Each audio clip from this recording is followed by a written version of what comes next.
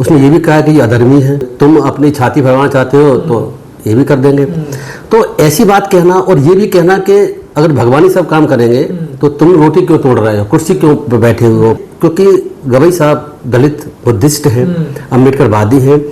इसके पीछे इन बाबाओं की सोच जरूर ये है, ऐसा इनके पीछे बात कहने की कि इनकी जो जाति की आइडेंटिटी है और धर्म की आइडेंटिटी है उसकी वजह से ये बात कह रहे हैं। अगर हिंदू रहा होते अगर ये तो शायद ऐसी बात ये लोग नहीं करते। देखिए कि इस देश में अगर किसी चीफ जस्टिस ऑफ इंडिया को मानने की बात कही जाए और कहीं कोई कार्रवाई ना हो ऐसे बंदे के खिलाफ, तो इसका मतलब ये है कि उसको सरकार का संरक्षण प्राप्त है। सीजे साहब के समर्थन में खड़ा होने की बुरी तरह से आवश्यकता है। जब सारे हिंदू धर्म के जो धर्माचार्य हैं सीजेआई का विरोध कर रहे हैं, तो मुझे लगता है कि SC ST OBC लोगों की ड्यूटी बनती है कि वो सीजे साहब के साथ खड़े हों। हाँ बिल्कुल आप ठीक कह रहे हैं, मतलब चीफ जस्टिस ऑफ इंडिया के लिए अगर ऐसे वर्ड कोई इंसान बोल सकता है तो आम आदमी के लिए तो क्या बोल सकता होगा। ये जो अनिरुद्धाचार्य जी की बात कर रहे हैं जिन्होंने ये वर्ड बोले हैं कि ये बंदा पहले ही बहुत से उल्टी सीधी बातें कह चुका है, मतलब है ना, महिलाओं के प्रति कह चुका है, इसके इनकी मेंटेलिटी वैसे भी खराब है। लेकिन अब जो उसने बात कही है वो वास्तव में बहुत गंभीर बात है और सुप्रीम कोर्ट के चीफ जस्टिस ऑफ इंडिया के बारे में ऐसी बात कहना ये बताती है कि इनको न तो न्यायालयों का डर है न किसी और बात का डर है। और डर इसीलिए नहीं है क्योंकि मोदी गवर्नमेंट इनके साथ है, इसमें कोई शक नहीं। जितने भी संत हैं धर्माचार्य हैं उनके साथ मोदी गवर्नमेंट आंख बंद करके उनका साथ देती है। अगर ये बात किसी और ने कही होती तो मुझे पूरी उम्मीद है कि मुस्लिम ने कही होती है, किसी और ने कही होती तब तक वो जेल में होता। लेकिन ये बंदा ऐसा है कि बीजेपी गवर्नमेंट से कुछ भी नहीं करेगी। चीफ जस्टिस ऑफ इंडिया एक कॉन्स्टिट्यूशनल पोस्ट है, उससे बड़े कोई जज देश में नहीं है। उससे सबसे बड़ी पोस्ट जो है जज के जुडिशियल ऑफिसर के रूप में, जज के रूप में चीफ जस्टिस ऑफ इंडिया रहा करती है। उनके बारे में ये कहना और कितनी गंदी गंदी बात, कितनी मारने वाली बात कही है, उसके बावजूद भी जो बंदा अभी तक जो है उसका कुछ भी नहीं हुआ। ये दिखाता है हमारे देश में लॉ एंड ऑर्डर की स्थिति कितनी खराब है और कानून का राज देश में बचा नहीं है। छाती फाड़ने की बात हो रही है सर, देखिए सीजेआई साहब की छाती फाड़ने की बात भी उसने कही है, जैसे हिरण्यकश्यप की छाती फाड़ी इसी तरह से हिरण्यकश्यप से तुलना भी करी है। उसने ये भी कहा कि ये अधर्मी है, तुम अपनी छाती फैलाना चाहते हो तो ये भी कर देंगे। तो ऐसी बात कहना और ये भी कहना कि अगर भगवान ही सब काम करेंगे तो तुम रोटी क्यों तोड़ रहे हो, कुर्सी क्यों बैठे हुए हो, ये बात कहना अपने आप में मैं ऐसा भी कह सकता हूँ कि क्योंकि गवई साहब दलित बुद्धिस्ट हैं, अम्बेडकरवादी हैं।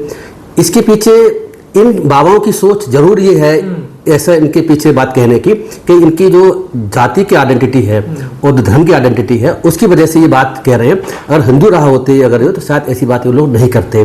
तो ये जो बात कह रहे हैं ये बात बहुत खतरनाक है और मेरे हिसाब से जो है इसमें कार्रवाई अवश्य होनी चाहिए। पर इनके बयान आने से पहले हमने आपका भी इंटरव्यू लिया उस मामले में, पहले इनको हिंदू विरोधी बताया गया, अब मारने की बात की जा रही है, बताइए। अब आप देखिए कि इस देश में अगर किसी चीफ जस्टिस ऑफ इंडिया को मानने की बात कही जाए और कहीं कोई कार्रवाई ना हो ऐसे बंदे के खिलाफ, तो इसका मतलब ये है कि उसको सरकार का संरक्षण प्राप्त है। और सरकार का संरक्षण का मतलब ये है कि टॉप लेवल से chief minister prime minister level से उसको संरक्षण प्राप्त है। इसीलिए चीफ जस्टिस इंडिया को मानने के बाद धमकी देने के बावजूद भी उसे कुछ नहीं हो रहा। अगर ऐसी बात नहीं होती, अगर किसी ने धमकी दी होती अगर मोदी जी को मानने की या किसी और को मानने की, योगी जी को किसी और को, तो अब तक वो जेल में होता और राज को लेकर जेल में बंद रहा होता। सारी एजेंसी एक्टिव हो जाती है, सारी एजेंसी एक्टिव हो जाती है। वो ठीक कह रहे हैं आप। और कानूनी कार्रवाई नहीं हो सकती बाबा पे? बिल्कुल कानूनी कार्रवाई हो सकती है। और ये क्योंकि सुप्रीम कोर्ट की कंटेम्प्ट है, सुप्रीम कोर्ट के जज के बारे में ऐसा कुछ कहना, न्यायालय की गवाही के बारे में कुछ कहना, ये सुप्रीम कोर्ट की कंटेम्प्ट कोर्ट एक्ट के तहत ये अपने आप में ऑफेंस है और इसमें जो है कार्रवाई के खिलाफ हो सकती है। आपको पता होगा पहले कईयों के खिलाफ सुप्रीम कोर्ट कार्रवाई ऐसी कर चुका है और कई पत्रकारों पर भी और लोगों पर भी ऐसे केस चलते रहे। आपको शायद ये भी याद होगा कि पहले प्रशांत भूषण जी के खिलाफ भी ऐसा केस चला था। तो कंटेम्प्ट कोर्ट की प्रोसीजर है, कंटेम्प्ट कोर्ट का प्रोसीजर है, उसके तहत खिलाफ कार्रवाई हो सकती है। तो आपकी तरफ से कोई ऐसा स्टेप कदम उठाया जा रहा है? हाँ, हम जो है इस पर विचार कर रहे हैं और क्योंकि अब छुट्टी चल रही है आजकल, इसमें हम कार्रवाई करने की विचार कर रहे हैं और जरूर करेंगे। इसमें होता ये है गजेंद्र जी कि कंटेम्प्ट कोर्ट एक्ट के तहत कोई भी अगर कंटेम्प्ट कोर्ट की पिटीशन फाइल करना चाहते हैं तो हम डायरेक्ट नहीं कर सकते इस तरीके से, या तो सुप्रीम कोर्ट अपनी कंटेम्प्ट के लिए स्वतः ही संज्ञान ले ले। तो ऐसा नहीं लगता मुझे कि गवई साहब स्वतः संज्ञान इस केस में लेंगे, नंबर 1। नंबर दूसरी बात ये है कि अगर कोई व्यक्ति ये समझता है कि कोर्ट की कंटेम्प्ट हुई है तो उसका प्रोसीजर ये है कि वो पिटीशन फाइल करने से पहले सुप्रीम कोर्ट में जो अटॉर्नी जनरल ऑफ इंडिया हैं, भारत के महान्यायवादी हैं, उनके पास जाकर पिटीशन फाइल करेगा कि मुझे परमिशन ग्रांट की जाए जिससे कि मैं कंटेम्प्ट कोर्ट की पिटीशन सुप्रीम कोर्ट में फाइल कर सकूं।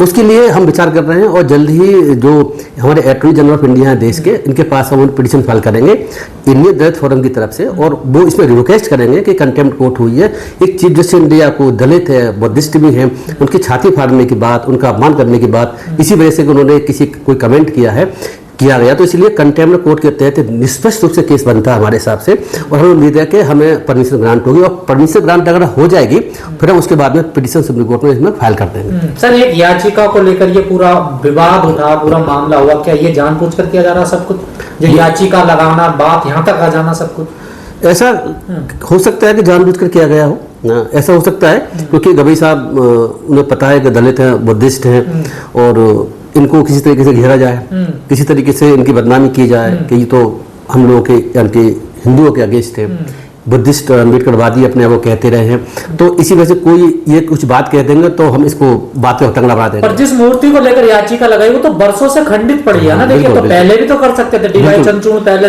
तमाम लोग बने तो तब भी तो कर सकते थे। हाँ, बिल्कुल कर सकते थे। तो इसमें हो सकता है कि इनकी इंटेंशन ऐसी रही हो कि किसी तरीके से इस केस के माध्यम से गवई साहब को घेरा जाए, ऐसा हो सकता है। बात ठीक कह रहे हैं भाई, पहले भी कर सकते थे, पहले बहुत से सीजे रहे हैं, ये तो सैकड़ों साल पहले मूर्ति खंडित हुई, आज थोड़ी हुई है, ये खुद ही इनका कहना है, ये मुगल शासन काल में हुआ है। अब मुगल शासन काल भी आज थोड़ी ही है, मुगलों के बाद तो आपको पता ही है अंग्रेज भी आ गए, उसके बाद अब जो भारत हमारी सरकार 1950 से चल रही है देश में, तो बात ठीक कैसे हो सकता है कि जो याचिका करता हूं उनका बार बार कहना कि मैं कट्टर भक्त हूं विष्णु का, तो कहीं ना कहीं आपको लगता नहीं है कि ये सीजे साहब को फंसाने की पूरी कोशिश हो सकता है, ऐसा हो सकता है कि ऐसा कोशिश हो सीजे साहब को ऐसा कुछ कह दें या पिटीशन डिसमिस भी कर देंगे, तब भी इसको हम विरोध करेंगे। तो सर, ये लगातार ये जो बाबा है, कथावाचक जो है, इन्होंने ये जो गंद मचा रखा है, बिल्कुल टपोरी कर दी की जो भाषा बोलते हैं, इन पर कंट्रोल होगा या नहीं होगा सर, ऐसे चलता रहेगा?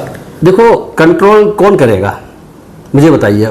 कंट्रोल करने के लिए सरकार है, सरकार की ड्यूटी है, पुलिस है और बाकी और एजेंसियां हैं, लेकिन अगर पुलिस और एजेंसियों, सरकार और सरकार के मुखिया यानी प्राइम मिनिस्टर और चीफ मिनिस्टर वगैरह, और वो भी यही चाहते हैं कि गवई साहब ने ऐसा कुछ कहा है तो उनको घेरा जाए, तो उसके कोई कुछ कार्रवाई नहीं कर सकता पुलिस के पास जाकर। तो गवई साहब नहीं ले सकते इसमें स्वतः संज्ञान? हाँ, ले सकते हैं, लेकिन स्वतः संज्ञान मुझे लगता है वो लेंगे नहीं।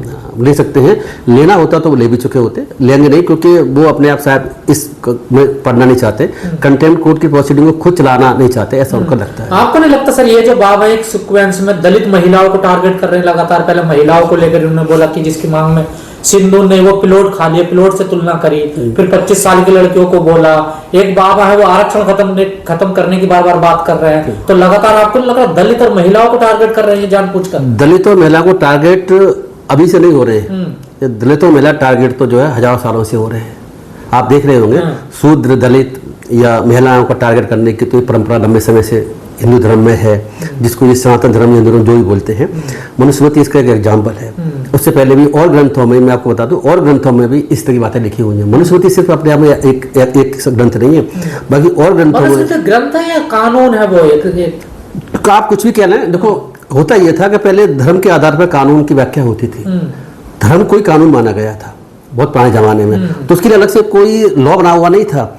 धर्म के हिसाब से जो लोग समझते थे कि इसमें ऐसा किया तो ऐसा कर देना चाहिए, ऐसा किया तो ये सजा मिलनी चाहिए, तो इसीलिए वो धर्म को ही कानून समझा गया था। तो धर्म को आप कानून ही समझ सकते हैं। तो सर, मनुस्मृति को लागू करना चाह रहे हैं ये लोग? बिल्कुल, ये तो साफ कह रहे हैं, ये तो बार बार जितने भी बाबा हैं, बार बार शंकराचार्य हैं या कोई और लोग हैं, वो मनुस्मृति को तो आदर्श मानते हैं। और अभी मैंने कहीं देखा हुआ है, किसी 6th से 8th की क्लास में एनसीईआरटी किताब में मुझे किसी ने एक वीडियो भेजा था, उसमें यह है कि उसमें मनुस्मृति कुछ पोर्शन को डाल रहे हैं जिससे कि बच्चे पढ़ सकें। पर देश में तो संविधान लागू हुआ ना सर, ये जितने भी ये ग्रंथ हैं या ये जिस प्रकार की जो ये किताब है, ये तो सब शून्य है ना, उनका कोई मतलब नहीं है ना। देखिए, बिल्कुल ठीक बात है कि ये जो जितने भी धार्मिक ग्रंथ हैं उसके हिसाब से देश नहीं चलेगा। आस्था किसी की अपनी हो सकती है, वो पर्सनल मैटर है, पर्सनली कोई किसी को भगवान मान ले ना मान ले अलग बात है, लेकिन देश को चलाने के लिए संविधान और कानून ही है, उसके अलावा इनके देश नहीं चलता। लेकिन ये लोग ये चाहते हैं कि संविधान भी मनुस्मृति बन जाए। आप देखा होगा, वो कह भी रहे हैं कि हमारा पहला संविधान कौन सा है? मनुस्मृति। मनुस्मृति को पहले जो ग्रंथ बताया जाता था या लॉ की बुक बताई जाती, अब संविधान तक बता रहे हैं। तो संविधान को मनुस्मृति संविधान बताया जा रहा है, और देश का पहला संविधान मनुस्मृति कहा जा रहा है, जिसमें के शूद्रों के प्रति, दलितों के प्रति, महिलाओं के प्रति, इन्हीं के प्रति नहीं, वैश्यों और क्षत्रियों के प्रति भी इसमें भेदभाव की बात है, क्योंकि उसमें एक ग्रेडेड सिस्टम है कि सबसे ऊपर ब्राह्मण रहेगा, उसके अधिकार डिफरेंट है, क्षत्रियों, वैश्यों के और शूद्रों के अधिकार डिफरेंट है, और जो आउटकास्ट एससी के लोग, उनके अधिकार तो थे नहीं, अछूतों के अधिकार। सर जैसे बयान बाबा दे रहे हैं आजकल, आपको नहीं लगता सरकार के लिए कि चिंताजनक की बात है, सरकार को कोई कदम उठाना चाहिए इन पर? सरकार के लिए चिंता की बात नहीं, सरकार के लिए खुशी की बात है। सरकार तो यही चाहती है, ये सरकार है हमेशा ही चाहती है कि ऐसे बाबा धर्म के आधार पर कुछ बोलते रहें, कुछ करते रहें, लोगों को धर्मांध बनाते रहें, और उसके बेसिस पर दूसरे धर्मों को टारगेट करते रहें, जो कि क्योंकि दूसरे धर्म के लोग माइनॉरिटी की कैटेगरी में हैं, उनकी आबादी बहुत कम है, और ये लोग चुनाव जीतते रहें, इनका तो एजेंडा ही यही है। तो क्या जो बहुजन समाज या अम्बेडकरवादी जो बौद्धिस्ट लोग हैं, उनको क्या करना चाहिए? सीजाई साहब के समर्थन में खड़ा होना चाहिए? बिल्कुल बिल्कुल खड़ा होना चाहिए, इसमें कोई बात ही नहीं है। सीजे साहब के समर्थन में खड़ा होने की बुरी तरह से आवश्यकता है। जब सारे हिंदू धर्म के जो धर्माचार्य हैं सीजेआई का विरोध कर रहे हैं, तो मुझे लगता है कि SC ST OBC लोगों की ड्यूटी बनती है कि वो सीजे साहब के साथ खड़े हों, और बाकी जो और लोग भी हैं संविधान के दायरे में आकर के खड़े हों, उनके साथ खड़े हों, उनके साथ आंदोलन करना, जो भी करना वो करें, करना भी चाहिए।